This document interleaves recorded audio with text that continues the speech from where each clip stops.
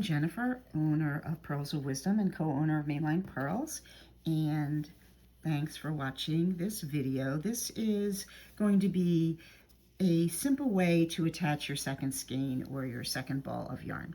So this beautiful yarn is Hedgehog Fibers Merino Aran, and it's the colorway Woodland.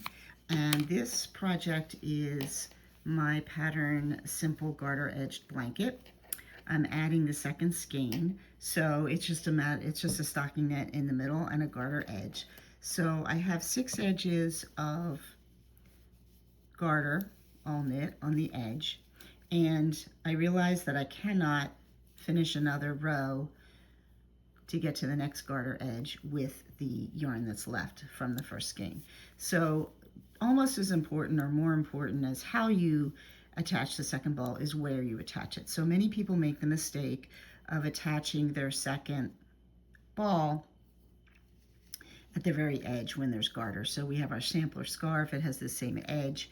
And if you do it here, that is going to be the most obvious, that is going to be the hardest way to hide your ends, because this is an edge here, especially because it's garter. So the best place to do it is this transition from garter to stockinette. You can do it somewhere in the middle, but it's going to be the easiest to hide the ends right here. So I have chosen, I'm doing it on the purl side only because I had plenty of yarn to do a little bit more. So I could have done it here when I was ending the knit row, but I thought I might as well do an extra 12 stitches. So here I am. This is my, of course, the first skein, and here's my second one here. And this tail, of course, is plenty long enough. I will cut that off. You want to leave about 5 or 6 inches to be safe. I am notorious for leaving too short a tail. So I'm not going to do that today. And I'm just going to leave it hang like that. And I'm just going to start purling with it.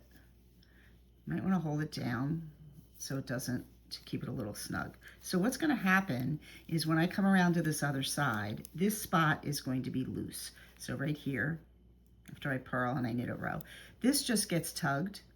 And the nice thing about this way to add the second skein is that if I used to tie a knot, first of all, it's just super simple. But I used to tie a knot, and the nice thing about the knot is it kept it stable.